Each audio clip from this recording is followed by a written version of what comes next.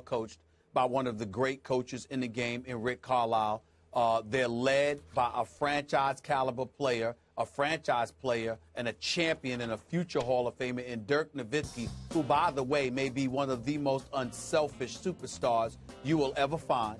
Monte Ellis can ball, and Tyson Chandler has just been a godsend to them. The Dallas Mavericks were right. Rick Carlisle, who I spoke to, the moment that Tyson Chandler was acquired by them this summer or reacquired by them, Rick Carlisle was absolutely right where he talked about how valuable Tyson Chandler would be and how he has been vastly underappreciated. Tyson Chandler is doing a damn good job for the Dallas Mavericks. You get yourself a point guard like Rajon Rondo. First of all, understand that your defense is going to elevate. Secondly, and more importantly, you'll have somebody who is a champion that knows how to run a show. And by the way, no matter what you see from Rajon Rondo during the regular season, it's nothing compared to what he gives you when the games really count. Because that's when we learned what a star caliber point guard he is. Now, is he Derrick Rose, the Russell Westbrooks of the world, people like that? No, because he's a guy that really doesn't have that big of a perimeter, that good of a perimeter shot. But he knows how to get the job done. He's an elite orchestrator on the court. He knows how to run a show, and he defends. And because he does all of those things, it's a shame that he's been a part of a rebuilding project in Boston. He needs to be a part of a championship contender because it will only elevate him, and he's looking for a new contract down the line. He is looking to leave Boston. It's got to be an ideal situation. I don't see him going to another place like the Knicks where they're losing games or whatever the case may be. That's just laughable to me.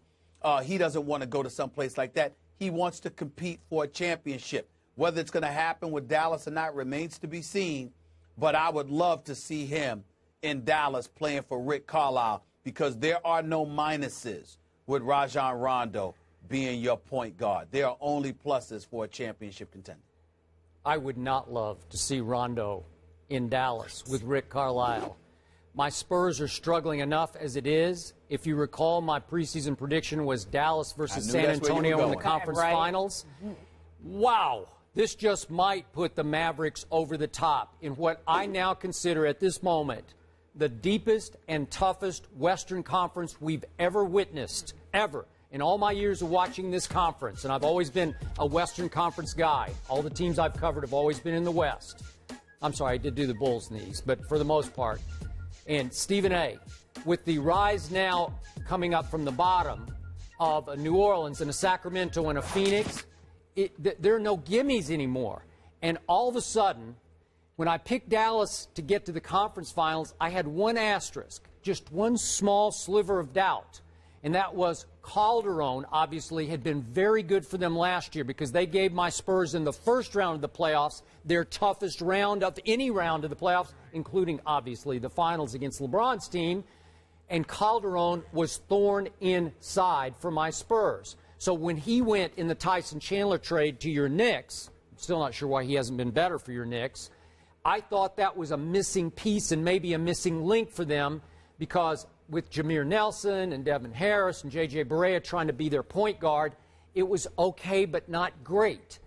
All of a sudden, if you put Rondo in this mix, do you realize he's leading the NBA in assists at 10.8? He's leading all guards, including the two guards, including LeBron James in rebounds, which is just shocking to me. Rondo's averaging 7.5 boards a game. LeBron's at 5.4. And it steals, as you point about defense, Rondo's at 1.7 steals a game, which is 10th in the league, so it's pretty good. And again, he's not much of a scorer. He's shooting, I don't know what's gone wrong with his free throws. He's making 33% of his free throws, but he doesn't get to the line much, doesn't shoot many. I don't care about that because they have such firepower around him. If, in fact, he wound up with the Mavericks, he would be. Exactly. You know what? I'll throw a percent on this. I'm going to say that the Mavericks now 19-8. I'm going to say he would make them 20% better than they are right now at 19-8. 20% better. Stephen A., you know this. I still call him a kid. He's a young man still, but you know his game. You know what they did in Boston when they were good. He is he's tough to deal with. He's a big-time, big-game player.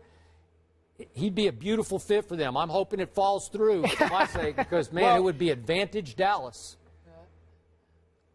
Well, you got to remember, so, Skip, it's like, listen, he epitomizes what a point guard is supposed to be from this respect. Pure. He makes players around him better. Right. You know, now, I'm telling you right now, if Rondo had a consistent jump shot, we'd be talking about him as one of, as a top 3-point guard in this game because of all the other